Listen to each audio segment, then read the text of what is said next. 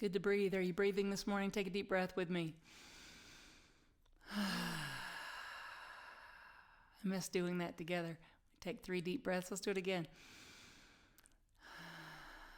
Doing it where I can hear you release it on the 3rd breath. That's what we do when we're together. Because sometimes we only breathe to hear. So I'm inviting you to breathe full body breaths this morning and every morning. So recently I had the wonderful opportunity of speaking for the Affiliated New Thought Network's virtual retreat. And it was a lot of fun. There were speakers and musicians all day long. It was a really great opportunity. I hope some of you had a chance to take advantage of it. And there's probably a recording out there somewhere, so check it out if you can find it. But it was a great opportunity, and the whole theme was re-engage, re-energize, reconnect, re-emerge, retreat. Well, our word for affirmative prayer is treatment. So this light bulb moment went off for me. I was like, retreat. It's like praying without ceasing. It's treat and retreat, treat and repeat the treatment. You treat until you demonstrate. We continually remind ourselves of the truth. That's what a treatment is. We're reminding ourselves of the truth that there's one power and presence that goes by many names and doesn't really care what we call it. But this power and presence is a creative force that created out of itself everything. So you're not like just a little bit of divine. You're a whole entire being of divineness. You are an expression of this perfect power and presence. We all have personalities and free will, so that's where the sometimes imperfections come in. But anyway, treating and retreating, reminding ourselves of the truth and living from that place that knows that this perfect life principle is moving through all of life, connecting us to everything. And it's a co-creative dance that we're doing based on our predominant thoughts and feelings. The universe responds with yes. So whatever we fixate on, the universe responds to it. And so as I was thinking about that, I don't know about you, but I've had a lot of opportunity over the last year to treat and retreat, to pray without ceasing. And one of my biggest prayers, not just this last year, but for a while, has been willingness. Being willing. I remember writing a song in 2002 or so. I recorded it in 2003 called Change is Good. I didn't believe it. I wrote the song to convince myself that change was good. Change was a good thing. But being willing has been a treatment of mine for a very long time. Being willing to believe something is possible. Being willing to forgive. Being willing to change. To be vulnerable. And to not know. That's a big one for a type A personality planner like myself. The Taoist faith holds that one in high regard. Not knowing. Not know to grow, really, is something to consider. And when we allow ourselves to be in a not know place, we grow. We allow ourselves to expand and learn something new. When we don't take ourselves so seriously, and when we can be real and be with what is. Welcoming what is, welcoming it all, welcoming life. Welcome. I think about our gatherings in person at Magnolia Woods that we had before COVID and how we would often play that Daniel Nahmod song, swing wide the doors, the time is right. Oh, yeah. And we would swing wide the doors as soon as the practice was over with the band, and people would start coming in and hugging, and it was a welcoming atmosphere. So what I want us to think about is, are we having a welcoming atmosphere for life? A welcoming atmosphere toward life? Are we welcoming it in? And remember, to welcome something is to receive it gladly, in a friendly way, to welcome it, like when you're having friends into your home. I remember also before COVID, one of my favorite days besides Sundays was Wednesdays, because that was my day to clean the house, to cook, prepare a new dish each week for the band. And I would print lyrics, and I would print chord charts, and I would have all the stuff set up to make sure that everyone's instrument was ready to be plugged in. And they would come after work, the whole music team, and we would sit and we would laugh and we would eat and we would sing and we would practice. But there was work that went in beforehand in making them welcome. There was preparation and anticipation. Welcome is all about preparation and anticipation, or as Dr. Ernest Holmes said, living in an expectancy of good, that you hear me say a lot. Living in an expectancy of good and greater good, allowing it to just continue to get better. is another way of looking at it. So this welcoming what is, welcoming life, welcoming, as a lot of people are saying now, a new normal, post-COVID new normal. We'll talk more about that in a minute. But welcoming life, it takes that open-hearted approach of welcoming a friend into your home. It's the same kind of approach we want to take to life, and it takes preparation and expectancy of good. So what are you in expectancy of? Are you in an expectancy of your good? Are you in expectancy of harmonious relationships and prosperous job encounters and creative work that just fills you up and friends that are mutually fulfilling and supportive and respectful? Are you in expectancy of that? Are you in expectancy of, what now? What now? It will be understandable if you had an expectancy of what now after the year that we've had. It's been a big year, and I get that. But we have a moment, every moment we have a choice point moment to choose what we're living in an expectancy of. Because seek and you shall find, right? So we want to seek out the good. We want to live in that expectancy of a good and a greater good. And so I gave this talk for the Affiliated New Thought Network, and it was called Welcoming the New Normal.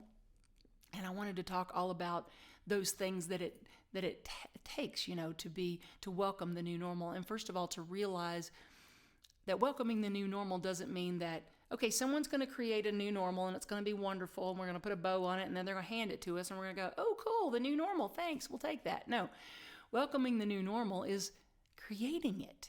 We are still creating a new normal. I gave a talk on this a year ago called The New Normal. And guess what? We're still creating the new normal. Every single moment by moment, we have that choice point to create the next best version of our lives and of our collective experience. The next and the next and the next. Welcoming that new normal is creating that new normal. So here I was giving this talk, and I was talking all about how it requires of us being willing to change, willing to be vulnerable, not take ourselves so seriously, and willing to not know, right? To not be perfect, I talked about. I gave this talk and I was feeling it, man. Woo! I was in the flow and I was happy and I was in my zone. And afterwards, Angie was in with me. She was sitting in the room with me. And afterwards, she just smiled and she said, "That was awesome. You were so on fire. I mean, you sounded like Mickey Mouse, but you sounded great. I mean, what you said was great, but you sounded," and I was like, wait, can we just back up to the part where I sounded like Mickey? Did you just say I sounded like Mickey Mouse? Good morning, boys and girls. I hope you enjoy the show. I'm like, wait, what? So yes, I gave my entire talk for the Anton conference, Anton retreat, for this Friday retreat. I gave the entire talk sounding like Mickey Mouse. We still don't know why. But I'm sitting here and she's telling me, like, I love that point you made about this, and I love that point you made about that, and you were really on fire. And I'm like, could we go back to how I sounded like Mickey? Did you actually say I sounded like Mickey Mouse? I was bothered by that, right? And then I just started laughing and I started talking in my best Mickey Mouse voice.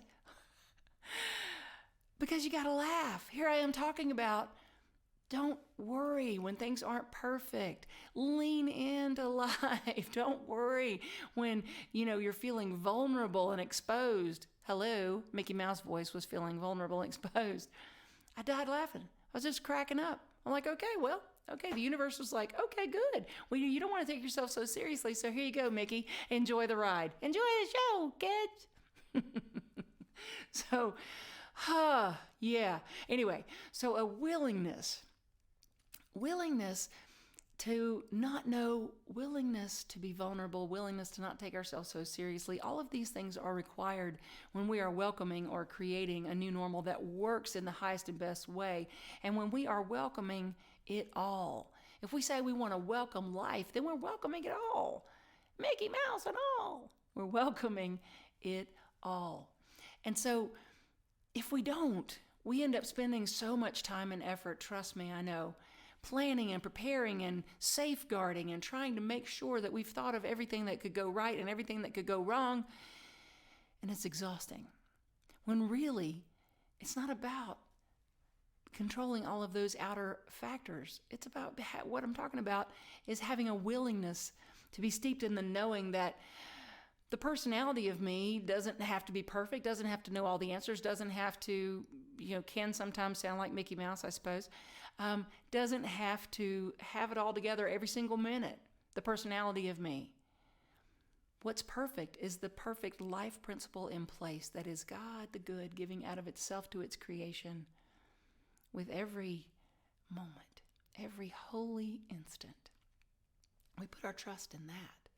We put our trust that there is a power for good in the universe and it's working through us and for us always and in all ways. We put our trust in that.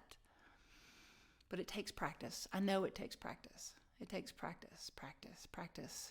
That's why we call it spiritual practice. It takes practice.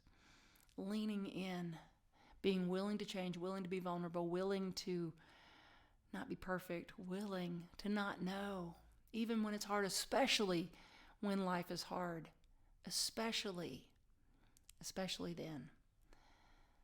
So we have so many people in our community, that are going through things. We have, people that lose loved ones and are going through cancer treatments and different things. And what I've seen is this amazing resilience within people's hearts and minds and souls when they lean in and say, you know what?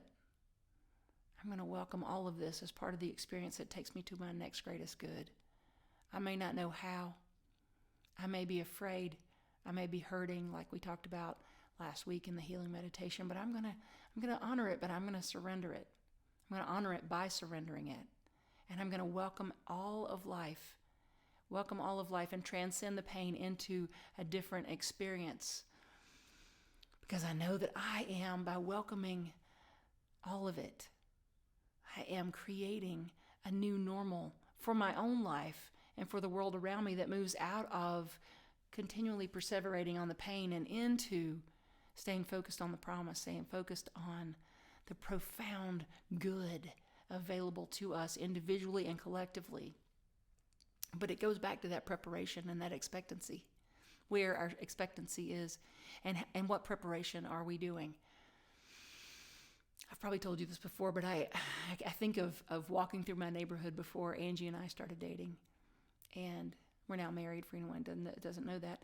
And so let's back up a minute before we were even dating. And I was walking through my neighborhood and I would look around to see if anyone was looking. And then I'd close my eyes and I'd put my hand out and I would imagine a hand coming into my hand in partnership, not just in that walk around the neighborhood, but in life. I would imagine a hand sliding into mine that felt so nurturing, so supportive, so beautiful. I imagined it. I prepared for it mentally, physically, emotionally, spiritually. I cleared out anything unlike a loving, supportive relationship and open to allow that. How about, here's another one for you. How about our band at Carolina Center for Spiritual Awakening? I remember being in the hut, the little tiny, where the cowboys, I meant to say Boy Scouts, but whatever, where the Boy Scouts used to meet beside the YMCA in Noda. We met there briefly when we first started our center. Held 50 people, and we maxed it out within the first couple of times meeting there. But anyway, I remember being up there by myself one day, and I said, "Oh, can you hear that? The drums just kicked in." And people were looking around like, has she lost her mind? And then I would say, "Oh, check that bass out. That bass is coming in." "Oh, yeah." And then, "Oh, wait, did you hear that harmony?" And I started joking about that. Almost every Sunday, I would say something about, "Didn't the band do great today? Did you hear the band? Did you hear that vocal harmony? Did you hear that lead guitar?" or whatever it was. Until before COVID, we had a full stage, and we will again very soon. Still very much involved with those folks, and they are with us. But we had a full stage of vocalists, a drummer that moved here from Savannah, Georgia to be part of our community and other things too, I'm sure. But we feel like, a lot of that was the love we have for her and that she has for us. But anyway, we attracted this amazing music team. Why? Because we prepared for it mentally, physically, financially. We prepared for it. We intended it. And then we lived in the expectancy of it. So we weren't surprised. I'm never surprised when someone says, I'm moving to Charlotte to be part of your community. Of course, now we don't have to because we have this virtual reach, which is wonderful. But if you want to, we will be meeting again in person soon, so come on. But I'm never surprised by that. Why? Because we intend to live this life that is amplifying, magnifying, and magnetizing the good in our lives. When we live in a space of gratitude and welcoming it all, we can't help but amplify, magnify, and magnetize the good to continue to come and to grow and to come and to grow. The same is true for our world, not just for us individually. I know you might be thinking, welcome the new normal. Are you kidding me? It's the same old, same old. We've had some experiences that make you want to shake your head and go, why is this still happening? Why? The same old, same old. Same old stuff. Shootings, injustices, on and on and on. And it goes back to because we have to continually create the new standard, the new normal in our individual lives and in our collective experience. It's up to us. We are the ones to do this. So what is it that you want for your individual life, for your world at large? Are you being that? Are you being that? What brings you joy, and are you giving your time to it? Are you spending time amplifying, magnifying, and magnetizing your good by being in gratitude? Because what we appreciate appreciates in value. So are you being in gratitude for the good in your life? Almost every class, I'll remind people, now's a good time. Now's a good time to jump back into the complaint-free challenge. Put a band on your hand, and when you complain on day 2, put it on the other arm. If you complain again, put it back on this arm until you can go 21 days consecutively without complaining. Trade your complaining for gratitude. And watch your gratitude change your altitude. It lifts you up. It lifts you up, and it changes how you interact in your life and what you attract in your life. And then that feeds into the whole. If we want our world to be different, our life to be different, and our world to be different, we have to be different in it. That's as simple as that, and as intense sometimes as that. We have to be different in it if we want it to be different. My friend Reverend Mary Beth at the New Thought Conference, she said, we are on the green growing edge of consciousness. I just love that. Yes, we are. We're on the green growing edge of consciousness. We are here to be the leaders of what's possible. I believe that. And so I know that sometimes the news can be like, are you kidding me? And I personally swore off the news for years, actually, until one of my teachers, David Leonard, said, sweetheart, baby girl, he calls me, baby girl, if you're not informed, how are you supposed to know where your consciousness is needed? How are you supposed to know where to wrap your love around? He says, I watch the news to know what to wrap my love around and my consciousness around. I was like, wow. So, yes, it can be overwhelming. I get that. But I'm encouraging you to be informed and be empowered in that. Not be discouraged in that. Not be consumed by the conditions, but don't ignore the conditions either.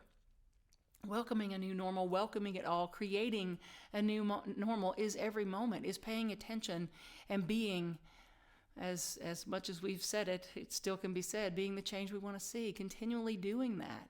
Treat and retreat and retreat. Pray without ceasing, continually raising, aligning, affirming, being the love, the consciousness, and the change that we want to see in the world. We can do this.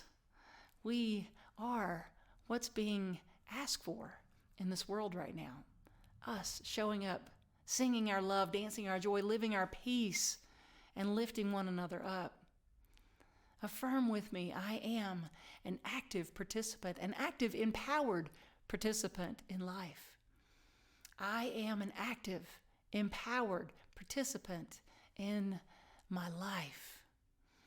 I live in an expectancy of good, and I create a new normal that works for everyone. I'm willing to be what I seek. And I know the universe says yes. Say that with me. I'm willing to be what I seek, and I know the universe says yes to me. Thank you, God. It is so, and we just let it be, and so it is.